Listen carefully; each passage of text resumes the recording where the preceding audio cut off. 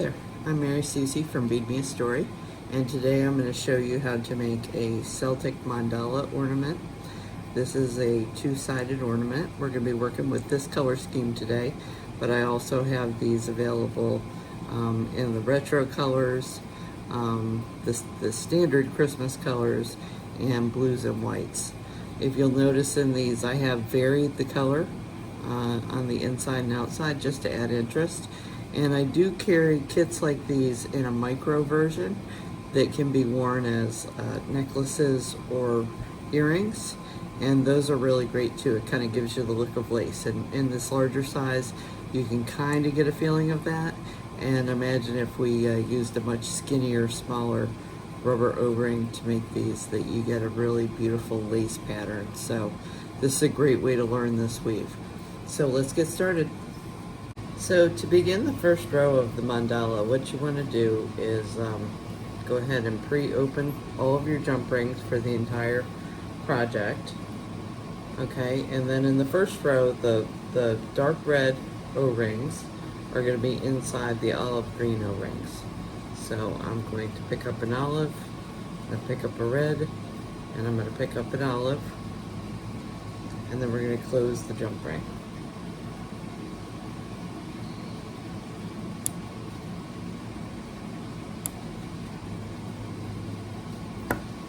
Okay, and then I want to take a second jump ring, and I want to do the exact same thing, but this time I'm going to do it on the opposite side of the piece.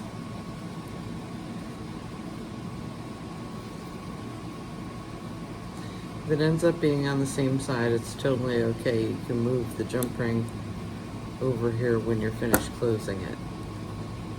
But ultimately, this is where these are going to end up, so it's just easier to place them there from the start. Okay, so you see it from the side, we've got olive, dark red, olive. What I'm going to do is pull the dark red out to the right while I pull the olive rings to the left. Okay, so you can see that there's still 3 rows. The 2 olives are on the outer rows and the red is on the inside row, but we want this to jut out. The reason we want that to jut out is because as we add our next row, what we're going to do is sandwich it between 2 more olive rings. So I'm going to pick up a new jump ring. I'm going to pick these all up together. You see how I did that with my left hand? I just support with my middle finger underneath. I have my thumb holding everything in place, but I have my thumb where I can still see in here. So I can go through all of these 3 rings at one time.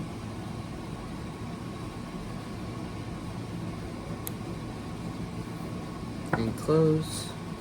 And then just like before, we want to do one on the other side. This time you really do want to actually place it on the other side. It's more important now that we've gotten the row established.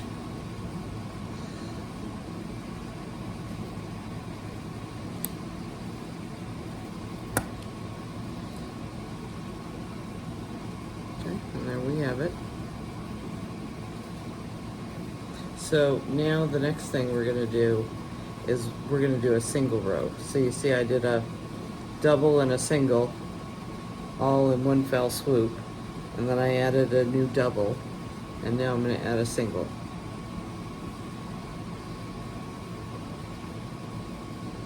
So I just want to separate these 2. Okay, and sandwich that in between them. It's just going to stay right there.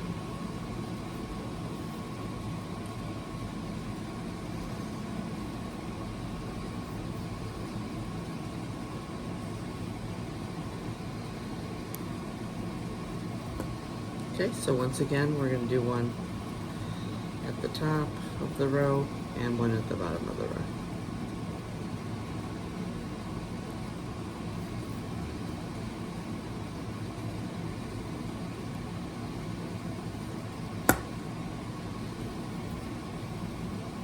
Okay, so I'm gonna pause my filming for a minute. If you're working along with me, pause here and keep on working, and I'm going to come back when I have 5 double rows and 5 single rows.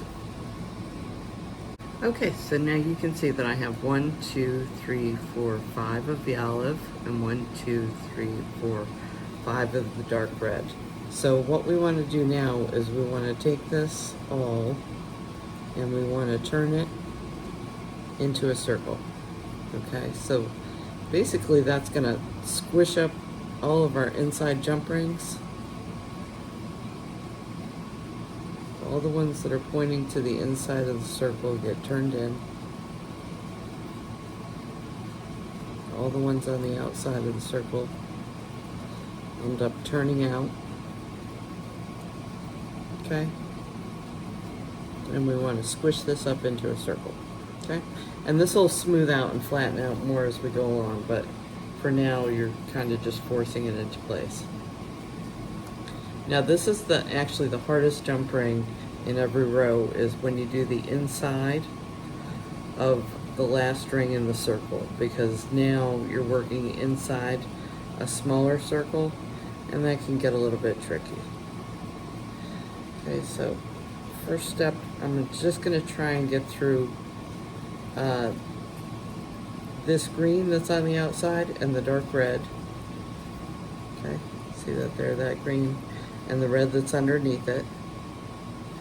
And then I'm going to re-grab my ring and then use my left hand to kind of flip it over on the other side.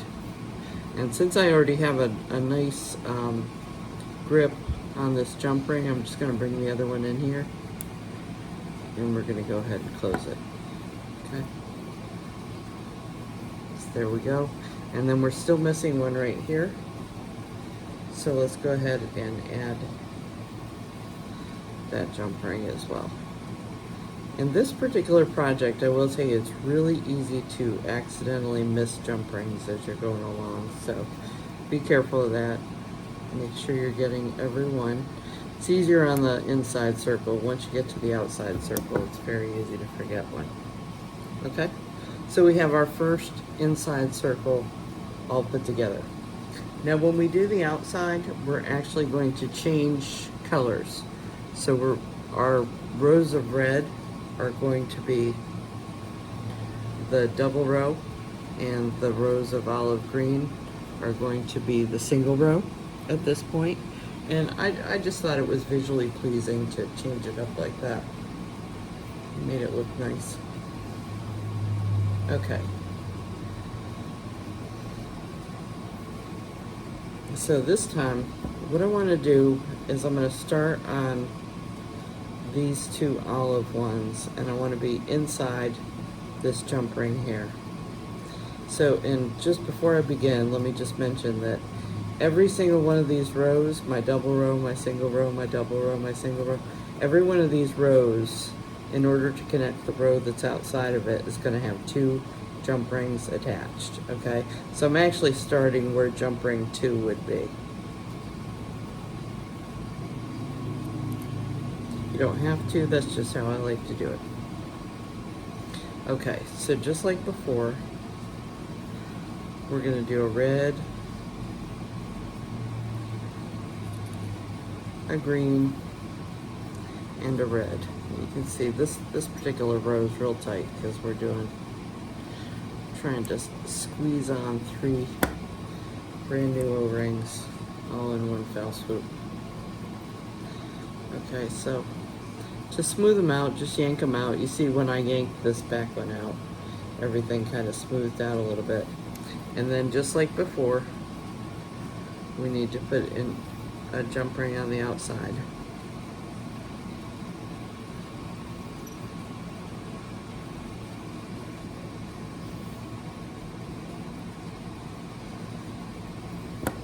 Okay. And now our olive green is our inside, so we're going to push the reds to the left and the olive green to the right. Okay, I know it looks a little wonky right now, but it'll all smooth out in the end, so don't worry too much about that. Okay, so now I want to take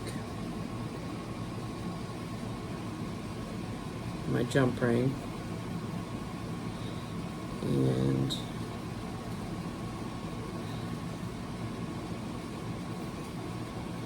trying to see the easiest way to do this. I think what I'm going to do is I'm going to put it through here, and I'll lay one red jump ring on the front prong.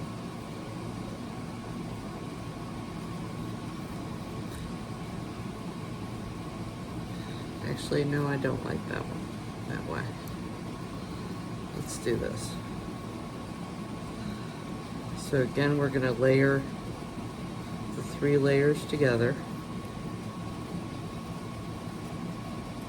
Okay, now this time I'm just passing through this single red ring, so it's gonna be a little bit looser than the last row because that's not a double row. And see, I went through the red, green, and then red. Oops.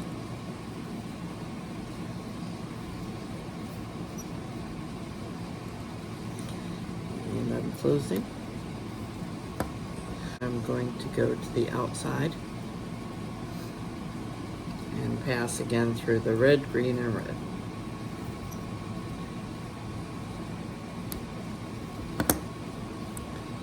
Okay. And there we go. So the next jump ring that we have is going to pass through this same red one. So remember I said before, we're going to have 2 jump rings on each of the inside rows. So let's grab a green. I'm going to tuck it in between these 2 reds. It'll hold it right in place there. That makes it convenient. Pass around the red, and then up through the red, the green, and the red.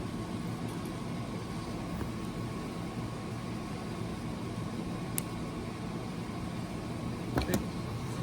And then one on the outside.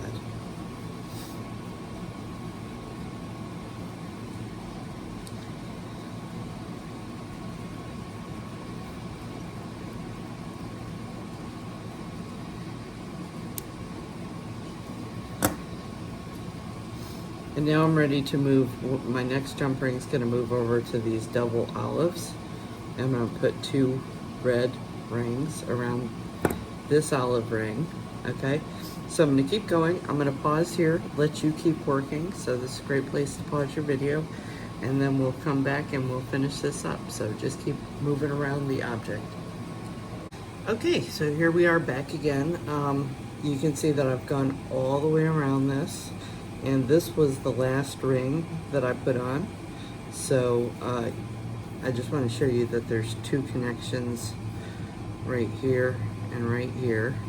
Okay, and then this over here only has 1. So this is where we're going to be passing through on our last connection on the inside.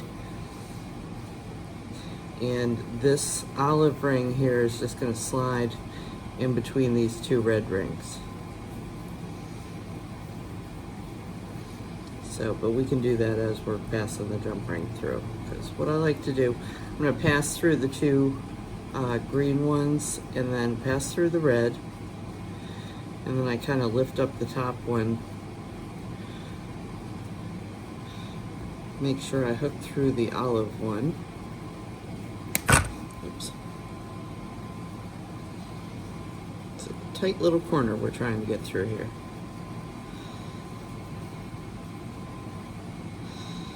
There we go. Okay, so hook through the olive one, and then hook through the dark red again.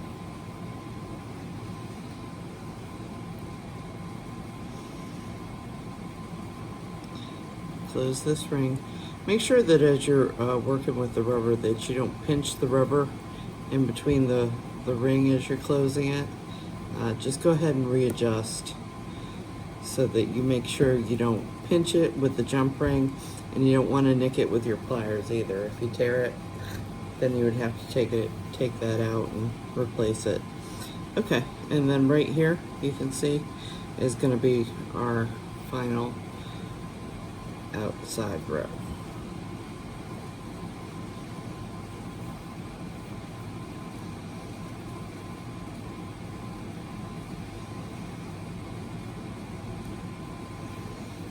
right, and there we are, all finished.